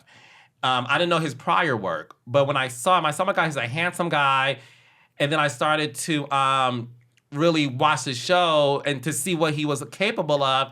And I'm like, this beautiful black man is so funny. He's so witty. And I'm like, he's so gifted. He's really good. And Funky co-signed. And that's did. what made, I'm like, because Yep. again, Which meant a lot. that means a lot because Funky Dineva is a legend, especially in the YouTube streets. Like, yeah, definitely. we all bow down to Funky Dineva, right? So with Armon, I'm like, well, who? Because I love my community. I'm like, who's this little handsome gay black man? I'm on like, what's going on with him? And I'm like, oh, he's funny. Then I started watching his own shows on his own channel because he does a lot of female rappers, commentary. I'm like, oh, he's funny. when I saw the roast, I said, oh, this motherfucker is gifted. And what people don't know about you, because I saw the comments. When I was watching and I saw you, and you were like gagging and doing all that, it's because that's your wheelhouse. That's your artistry. I love roasts. You behind the scenes of Housewives of Atlanta, she would roast everybody, the crew and everybody. And I miss those days where you can tell a joke. Yeah. And at the expense of someone like me, I don't give a fuck, talk about me, we're friends, and we could laugh at it. And I didn't see you beaming. I didn't see you gloating. I saw you as somebody who was back into her world of like, this is the DNA of who Claudia Jordan is. Mm-hmm. And I saw, and stop me if I'm wrong, I felt that you was like, this boy's funny. He's really good at it. He has comedic timing. And me being real, I'm shocked this motherfucker is saying all of this. I was like, the show, the numbers have been slumping. They've told us that we got to get the things going back up. So the numbers have slipped since Funky left? Yeah. Well, we also had like, those are going to be big shoes to fill. Yeah. And also different co-hosts, like it was a lot of, like it's like unsettled when it's like, okay, this week, then the numbers will go up, then they'll go down. Like, we're trying to find our way again. We're building it's a new show. It's not the same show. So yeah, the numbers definitely were going down. We are on like 17 platforms. So I think people really judge us by YouTube, but we still have DirecTV, we have Tubi, we have Roku, we have Hulu, we're in a lot of different places. It's still good, but it's definitely, the trio is gone, right? So we're building something different. And we don't even know each other like that. So there's feeling. Mm-hmm. I was like, first Lunel came on and she pressed Al on a question that everyone wants to know, right? About former relationship. And we was in all these blogs, right? So all of a sudden TGIF is back popping, like people are talking about it. And then the birthday roast. Now, we were in a weird place, all of us. There's with some stuff that's happening right now. So I was like, I don't know how this is gonna go. So I took it kind of easy, pretty easy on Al. So we've been in a weird place at T, just behind the scenes, like just not in the best place, like our chemistry. There's just, and everyone knows, you can tell by watching the show. So I did want to participate in the roast. I want to say enough where it shows that I'm participating and not just, I'm not gonna do it. But I didn't want to like agitate anything and make anything worse. I was still trying to be like cool about it, like, kind of take it easy on him. Even though on my roast, I've been, a whole bunch of stuff's been said about me, but I was like, you know what? I'm just going to keep it cute because I'm trying to get the chemistry back right with us. Even if it's not existent off camera, at least I can work on the on camera part. So I wasn't going to like, so I was like, Armon, you want to go first? He's like, you go first. I'm like, all right. So I went first. I was nervous to do it because I'm like, is this going to agitate? I think every little thing's going to make someone, go be mad. And it didn't, it was okay. He was like smiling, whatever, I guess. And then Armon went, and no one knows what our material, like we kind of got the assignment kind of last minute to do this. Like we were kind of just like last minute, like, oh shoot, it's his birthday. We got to like do something, right? And so I didn't know what Armon's going to say. He didn't know what I was going to say. I'm going to hear it with y'all. And Armon asked Joyce, the head of programming, like, do you want to hear my roast before I do it? She's like, no, I'll hear it. Just, don't say the ex-wife's name on a platform, out of respect. And okay, cool. That's it. So when he went, I was like, oh my God, like what? But everything he was saying was true.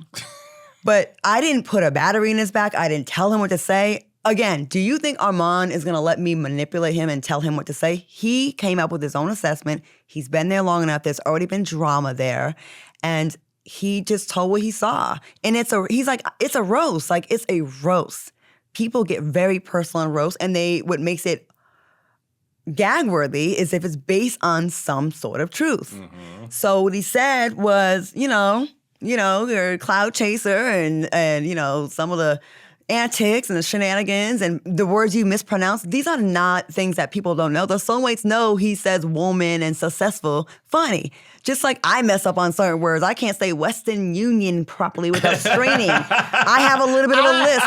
Like, we all have our thing. I say notification. It's all good. Yeah, like there's things that we do. Like he'll say, please, brutality. Okay, what word is that? So if we were in a better place, we can laugh that off and be like, because when Funky was there, we would say stuff like that. We would be able to make fun of each other, and I'm used to that, you know? And I like that kind of show where you can make fun of like my hair being a mess, me being last minute, whatever it is, whatever my thing is. But I think because like chemistry is off right now, it just was taken much more personally.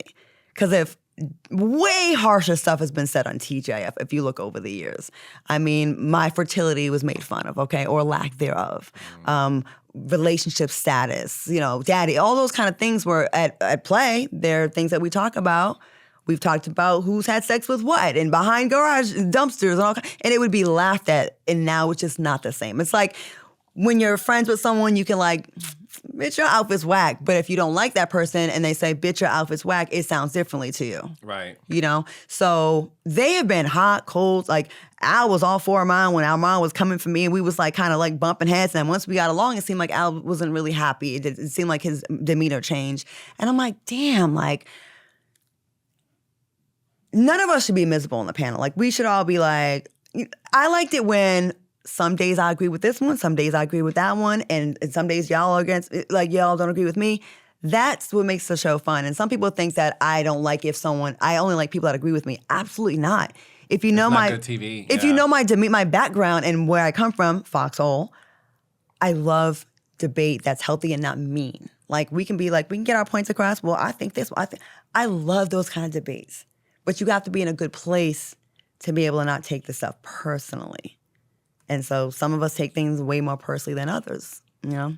So take us back to that day. That roast happened. And the moment it went to commercial break, what happened? I mean, I was just kind of quiet, but he's been that way lately anyways. Like, he'll mute his mic during the break, and then he'll come back and his mic is still on mute. Like, so many times I'm like, Al, you're mute, you're on mute, you're on mute, you're on mute, you're on mute, you're on mute.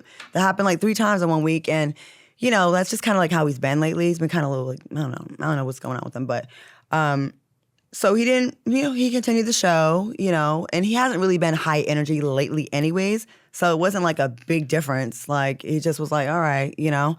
And then after, you know, we kind of sat on the Zoom, like we do like a meeting afterwards sometimes. And then he said he thought it was disgusting.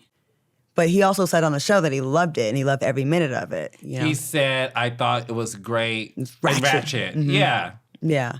But I understand that could be saving face at the time. I get that. Yeah. You know? So in the production meeting afterwards, it's you, Armon, Al, and the producers, and he made it very clear he wasn't happy with it. He thought it was disgusting. Yeah. Did Armon apologize? No.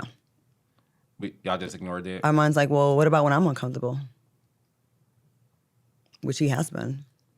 You know, we've all been uncomfortable. That's kind of been what was magic about TGIF. We've all had our moments where we've been made to feel uncomfortable, but then we were able to laugh and power through. We're just not in the same place, you know? So that's the difference, you know? And it got into a big thing, and then, you know, it seemed like best to just like take a little break, a breather, and, you know, we already had this break scheduled, and then we just like got an extra couple of weeks to like, let's just figure this out, like just cool things off and just figure it out, you know? So is TGIF canceled? It's not canceled. I don't know where we are. We're supposed to, you know, I guess there's conversations being had now, you know, interviews and people are talking and whatever, people checking temperatures, I guess. I don't know. People think it's canceled. Some people have been celebrating on the internet, other YouTubers, whatever, like happy. Then there's some that are devastated. It's been a part of people's lives for 4 years. Well, almost 4 years, you know, every night. For the last year, every night. And people really love the show and miss it. And I do too. I miss the laughs. But I want to do it if it's right. You know, I want it to be a fun place. I want it to be in a place where we look forward to having tea and talking about the topics. But I'm also at a point where if it does get canceled, I mean, I think my good friend Carlos King will come through with something. Since you love me so much. No. I do love you so much, and you know that. But, you know, I honestly, sometimes, Carlos, the last year, before these issues happened, I've already been struggling with my comfort in the gossip space. It's like I feel guilty about it sometimes because I know what it feels like to be talked about. And even when you have the best intentions, nobody likes being talked about. And these people are my peers. And the more movies I'm doing now and the more projects, these are my people. And while I feel like it's a great platform for me to fight for Black women, that I feel like we have definitely been, there's definitely been like a war on us from all angles lately, and just especially Black women. And I love when women come up to me and say, thank you for fighting for us. I get that a lot. And when I come to BT, big events, I marvel at how many Black women tell me that we, no, don't leave, we need your voice. I'm like, oh, I was just about to leave. Now I can't leave because you said that to me. I'm ready to do something else too. I'm ready to be in a space that's more about relationships or politics. I like social issues that are a little bit more depth to them. I don't want to go years and years and years of talking about rappers and entertainers and reality stars that every time I say something about a reality star from Housewives, I'm personally holding a grudge. And I can't even do my job sometimes without the criticism. So like, fine, y'all win. Y'all got it. Let me just get out this space. Let me just produce shows and I'll put other people on. I'm okay with that. I can put someone in my seat. I have no problem if I had that power. Or create something else. But, I go to events, I'm like, who we do a story on. But luckily, most women have been coming up to me and like hugging me. Yeah. Saying, you be having our backs hard on that show. And that means a lot to me, but it doesn't feel good when you go to an event and you're like, do we say anything about you? Okay. Yeah, it's funny because I understand exactly how you feel. When my podcast started, I was like talking about everything, like breaking news reality, like Kim Zolciak files for divorce, I'm there. Portia files for divorce, I'm talking about it. And then it got to a point where I felt it was becoming too gossipy, and that wasn't my intention. And I had to right my wrongs.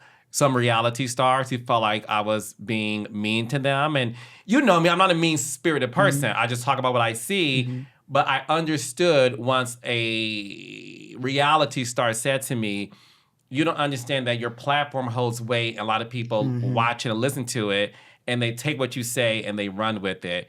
And that's why I've been starting to take a step back from it and do the one-on-one interviews. That feels much more spirited for me. Because I agree with you. We're at a time now where I want everybody to be able to just have conversations and get something out of the scope of the business, where you can we can talk about something that's controversial, but not to the point where somebody feels like their feelings are hurt. And I never want to hurt anyone's feelings. So I stepped away from it. I think you're way better at this. I am, and you shine doing this, and you are you. so good. Like you're so thorough. Like you're so good at getting the person to be able to tell what their experience is. Like you're really good at that. I mean, that's why you're such a great reunion host, and when a producer, you're good at that. And I see like this is like now it's like your show is like must see TV now. Before people, he messy. He talk about Portia. He talk about Nene. He talk about this one. It's different now. Like you are talking about, but you're talking to them, and you're getting people to talk about being misunderstood and what it really was. And I think it's way more impactful. Yeah, and I see that for your future. I relate to you in that sense. I ran into Sutton Strack from Beverly Hills Housewives the other day. And again, I was like, she probably thinks I hate her. And I walked up to her and I said, I'm Carlos King. And she goes, yep. But we talked about it and we had a good time and we laughed and we took a picture and we're good. And I'm saying all that to say, I know exactly how you feel, and I do see that for your future. And that's the reason why, listen, I want you to clear the air when it comes to this as we sort of wrap things up. Tasha K did a video recently where she said you guys had dinner and, you were saying some negative things about your co-host. How you intimated that you were very close to executives over there. You have all this power in this position. Which I don't. And she said, I'm going to be honest with you. I thought this was so funny when she said this. I'm Tasha K. Why would you tell me all your business? Why would I? I was like, Tasha is hilarious. But I want you to clear the air in that regard because she said a lot of foul things. She said she wasn't my friend and she didn't really fuck with me like that, right? Remember she said that? How did you... I went to dinner with Tasha K, and people were like, are you crazy? She was in Dallas. She'd been hitting me up a lot. Like, I feel like she was trying to reach out to kind of have some kind of a friendship. And I have lots of text messages about that. I never put our text messages out there. And she actually filled in some blanks on the text message that I didn't write, and I thought that was crazy. Do you really think I would sit there and have a conversation with her, who should I pick for the show, and ask her opinion? Why am I doing that? We're in the same space. She kind of I took some liberties with what she said. It's so funny, like the F word she said I used, she used. And she said she got rid of all the F words from her team, right? That she said, but she's trying to say that I said that. I said, I'm sick of these. I put blank with an S. Everyone knows what my words are. Motherfucking niggas. That's the words I use all the time. And I didn't want to spell that out to her, right? But she filled, I don't know if you saw that, she showed a text message and said that I was basically saying, I don't want to work with I'm sick of working with the gay boys. Yet I continue to still work in that space and have friends and relationships. And I felt like that was an attempt to get the community to like not fuck with me, to like cancel me. And we had conversations. She shared stuff with me. I shared stuff with her about working in this business, about being a Black woman in this business. She was giving me a lot of intel about my co-hosts, right? That she knew. And I don't want to like put it out there and make it more messy. But like, I just hate when people are in a conversation with you and you're having a two-way conversation about things and saying off the record, or she's giving me advice or whatever it is, but then you get mad about something and then you want to like spray someone else, but you're leaving out your part and what the true context of it was. You know what I mean? There was a time where, you know, she got upset that we did a story and we didn't check on her first. And then we agreed as professionals, Black women in the business, I will give you a heads up if we're going to talk about you and vice versa. And we extended that courtesy, and I thought that was pretty cool.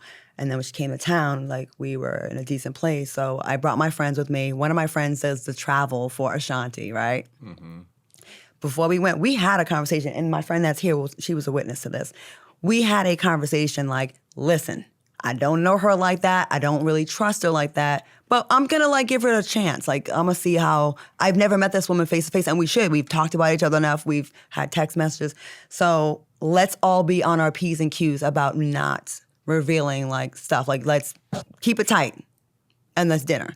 We had a lovely dinner. She brought a couple of her friends. I brought 3 of my friends, and we talked about very surface things. We talked about relationships a little bit. She was saying we should come to Africa and that's where the men are. We were like, because me and my friend said we've both been celibate and whatever.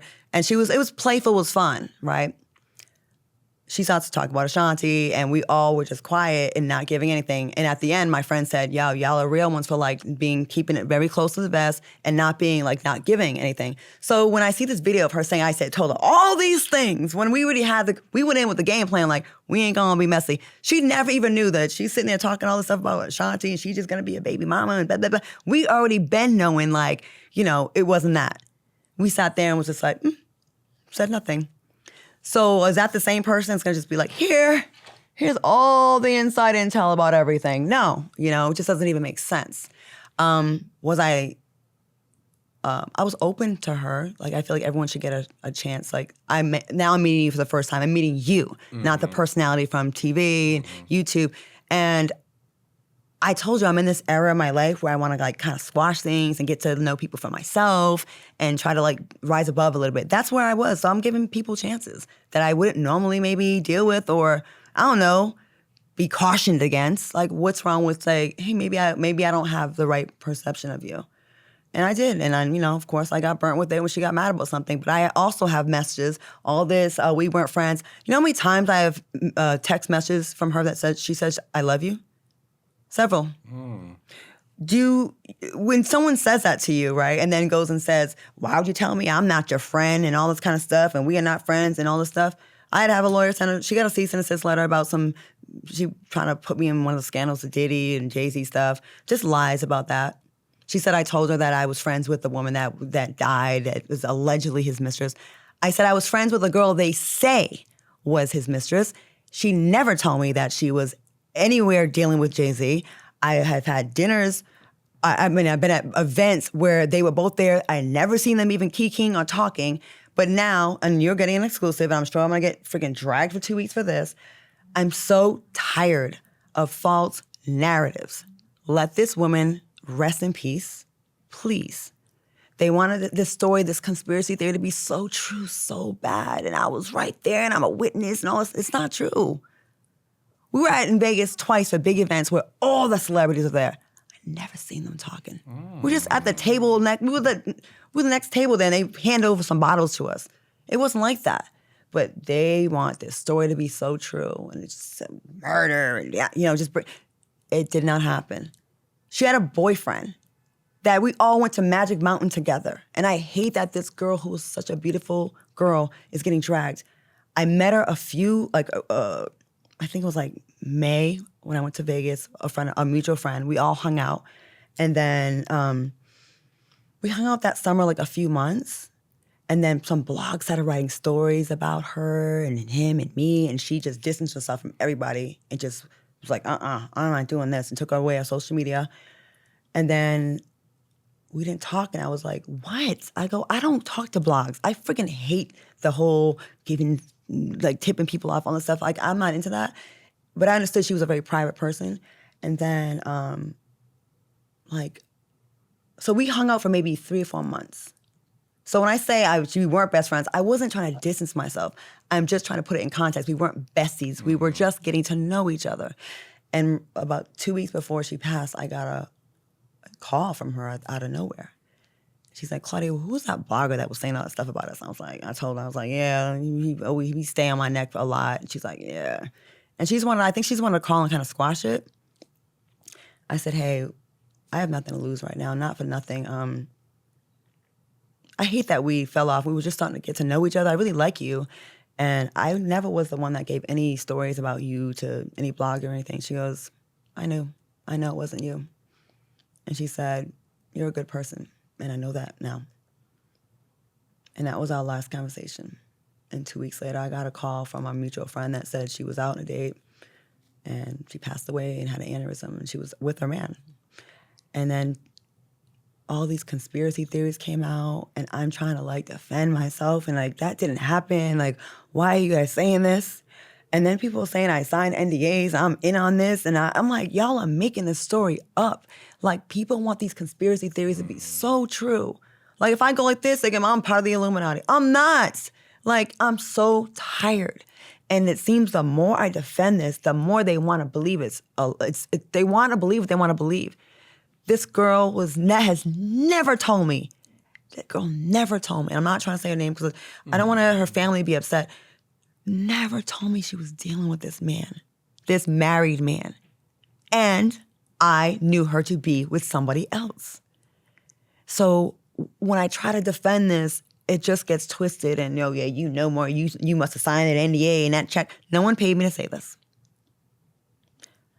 I just think about the family of this girl, how they must feel. Because I'm sure some of these blog stories get to them and they be like, is it true?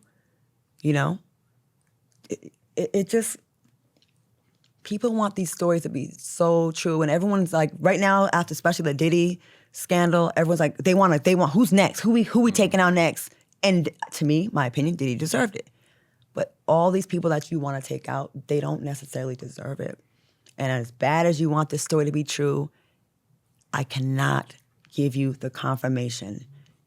That woman that they attached to him and saying she was his mistress, never told me, alluded to, or displayed at being this man's mistress.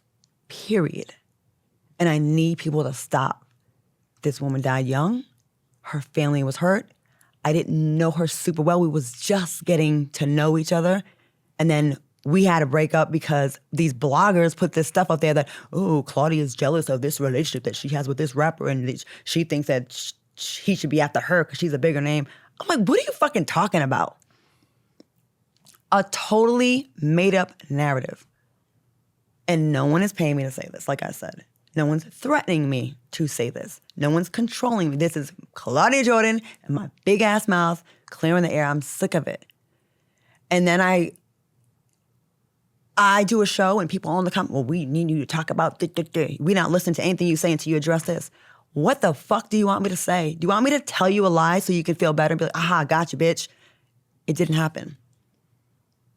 To know, I knew her, I was getting to know her, and then to see, and to be blamed for something like that is bananas. But I don't know why y'all want me to be the fall guy for this, but I'm not allowing it. I'm not accepting it. I'm putting my foot down. I'm fucking sick and tired of it. And it's not true. Well, no, I'm glad you addressed that because I wasn't even thinking about that, but I have seen, the comments and stuff. And these bloggers make so much money off the clickbait from it. And it's so frustrating. Like I'm sending out cease and desist letters and I'm suing. Any more bloggers want to keep putting this bullshit story out there, you're getting sued. My attorney is Christopher Brown, and he will send you a letter. And he already has another one for Tasha K because she put another lie on her platform about me. It's like she had Clarissa saying I had STD and that's why I'm sterile. And I'm like, Jesus, no. Stop being irresponsible. Like as women, like listen, most women have had people lie in their coochie, lie in them. You know what it feels like. It doesn't feel good. So stop doing it. Be a little bit responsible in your reporting. Try.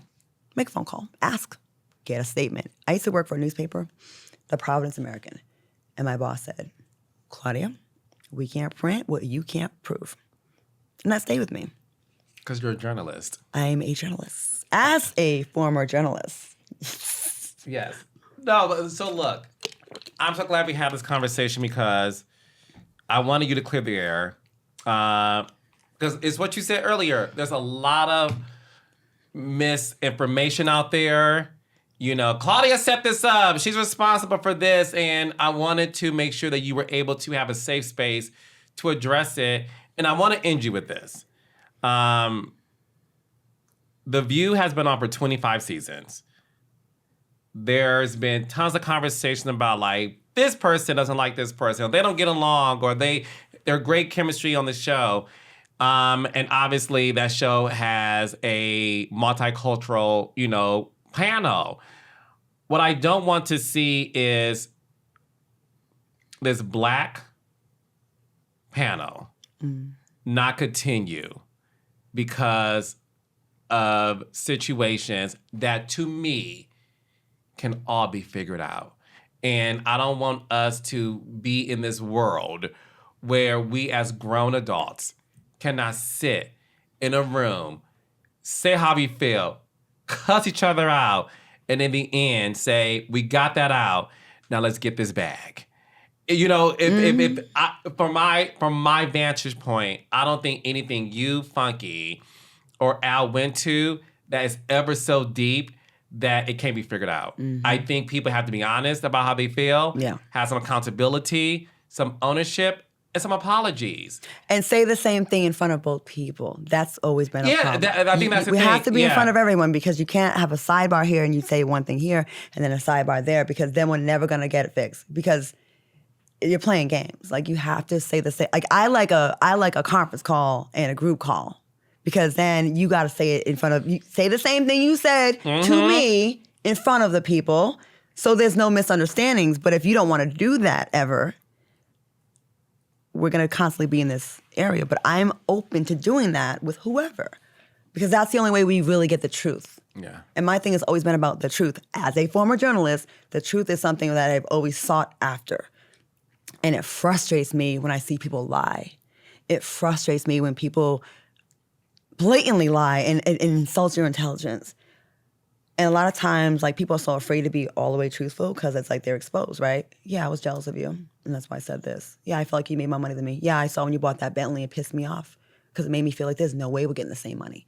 So maybe that's why I took a jab or I was mad at you or I said this about you. That takes a lot to say that. You got to confront it. But when you confront it, I had to tell a girl before that I was jealous of her. It was in 1996, I think it was.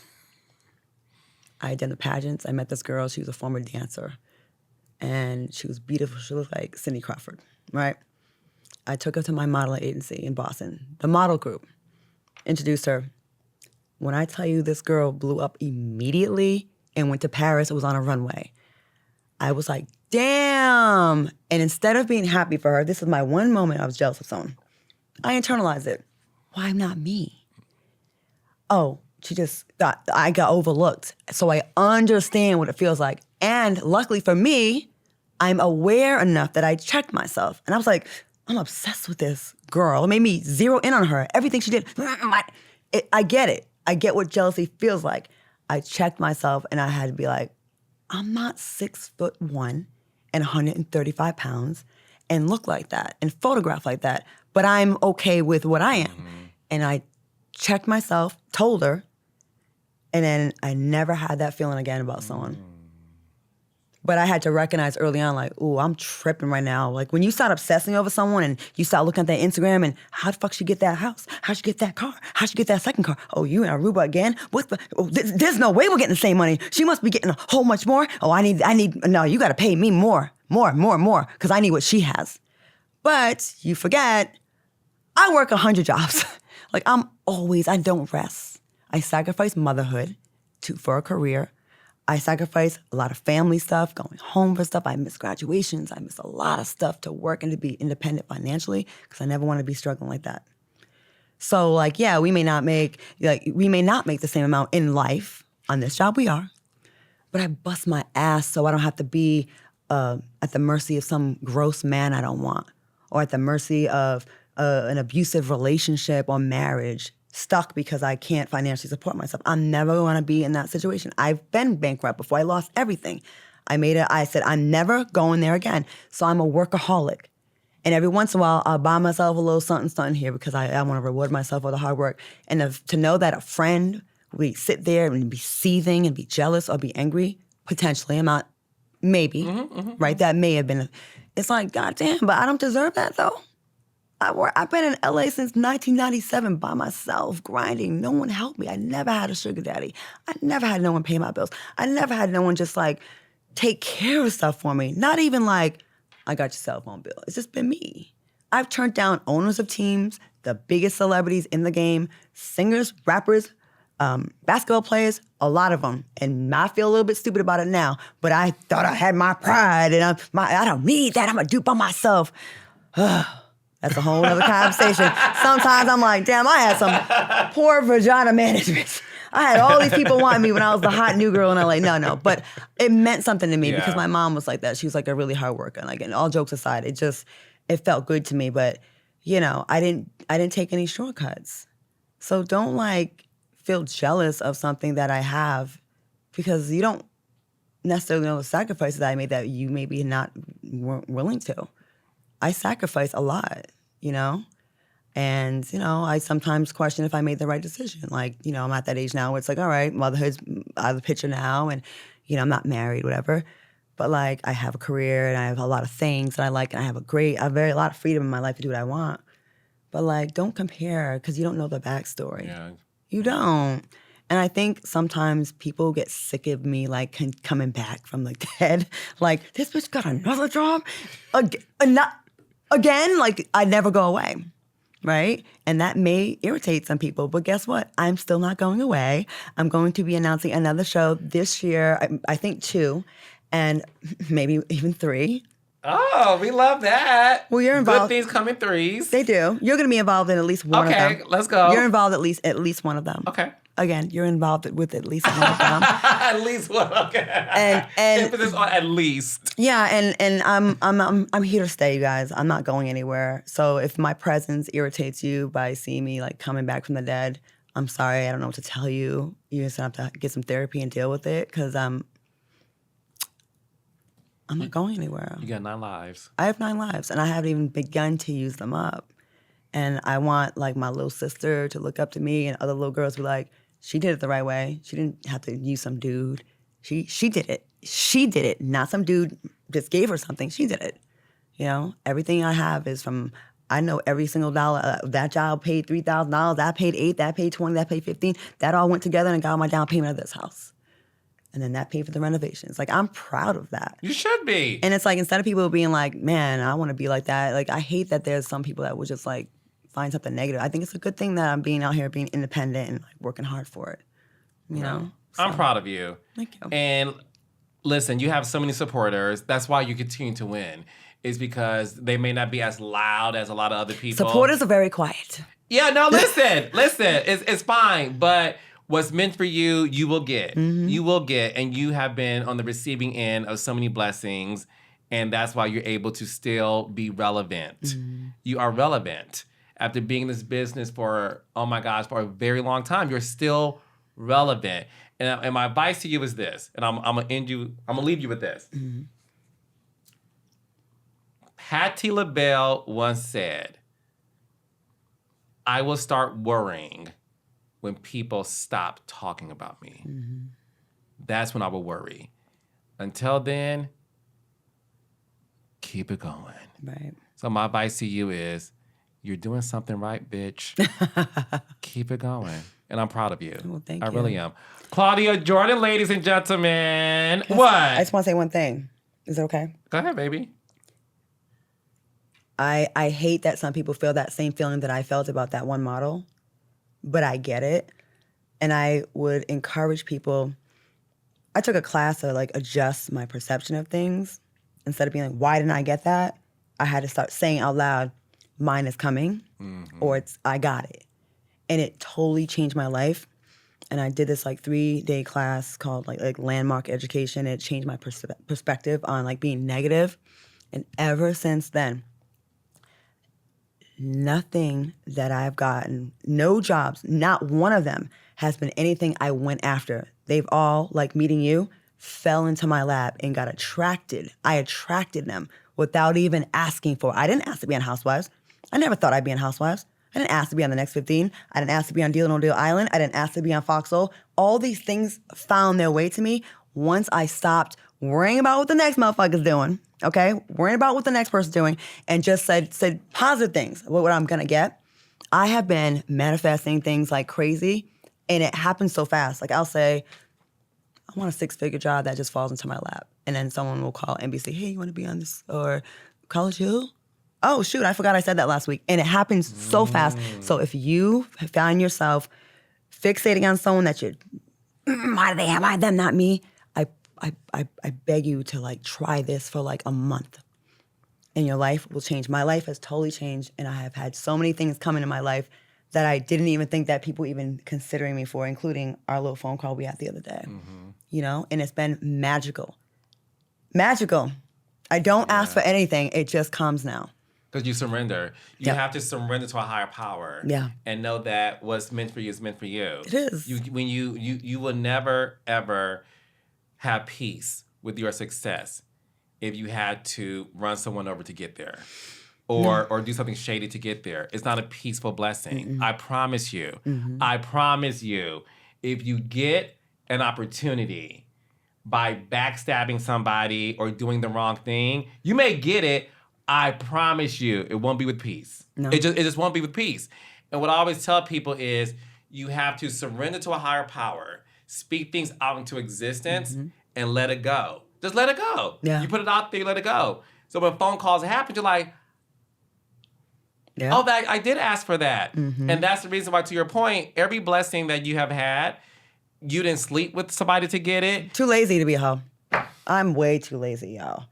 Like, I have to really like you, seriously. Especially now. Break this streak, you gotta be so worthy. Oh, sorry, go ahead. Okay, well, that was it for... but all jokes aside, I'm proud of you. I really am. I'm proud of you, too. You got 9 lives, baby. Claudia the cat. All right. Thank you for watching another episode of Reality with the King. Make sure you like and subscribe to this channel and hit that what? Notification button. Yes, I mispronounced shit. That's what I do. Thank you guys so much. I love you, Raindrops, and I'll see you on the next one.